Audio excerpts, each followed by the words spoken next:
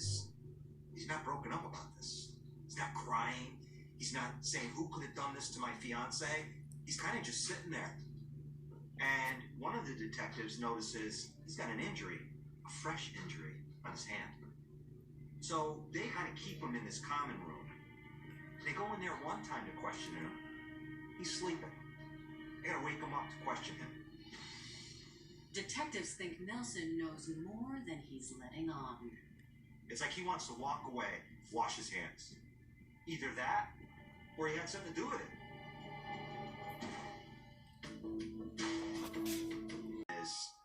He's not broken up about this.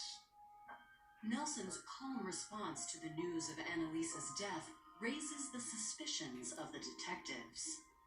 You'd think that a normal response would be, what happened in my home? How did my girlfriend die once he was told she was dead? We didn't get that from him. So later that night, the investigators brought Nelson down to the station for questioning. He's the obvious person of interest. You right away start thinking, due to the over-the-top violence, that it's someone with some personal type of stake in this relationship. It was a blitz attack. It was almost a week before Annalisa's death. Nelson and I were together in North Carolina. We spent 3 days together in the same hotel, booked by the company, and our relationship was just the way it always had been. But Nelson claims he had no reason to hurt Annalisa. And when detectives look into his alibi, it seems he's telling the truth. Whatever suspicions the investigators had about Nelson evaporated the next day when they went to Purdue Pharma. They have very good security cameras, security system, and they were able to show what time he punched in, cameras showing his movement, and he was at work when this assault took place. We could rule him out as the perpetrator. But was there anyone else who might have a reason to hurt Annalisa? A jealous ex-girlfriend, perhaps? He had to say, I'm having an affair with Sheila Davila, someone I work with. He does not mention her name. Why? I don't know. I'd like to know. With no other leads, police focus on their first piece of evidence.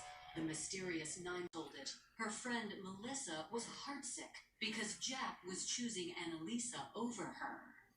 What Paul didn't know was that Sheila was actually talking about herself. Paul is listening to this, and he's being sucked in by the stand. It's like, we weren't really together. I was telling her I didn't want to be with her, that sort of thing. He was making it so it was not a big deal, their relationship. He wanted to step away from this. He did a pretty good job of trying to defend himself in that way. Again, Sheila has her own version of events.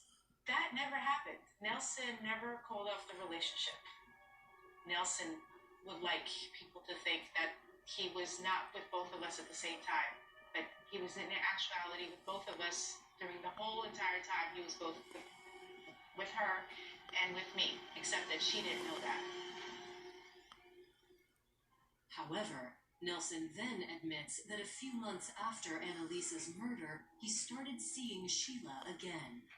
Did you start to get even closer at that point? Yeah. They showed that Sheila Davila was Nelson's shoulder to cry on because he had lost his fiancée. She'd show up at his apartment. Nelson, you need me.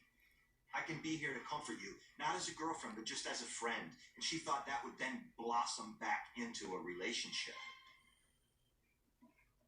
The state also... North Carolina area, and we went there without letting him know that we were going to show up for an interview. When first saying hi to Nelson, he was slightly reluctant to speak with us. He did agree to talk with us. Nelson did state that he did not know Nancy. There wasn't much information exchange going on. There was no new leads gained from him. He was very reluctant to talk about Sheila. And he did indicate that he was looking to put this behind him, and that's for the reason that he didn't want to really speak so much about it. Detectives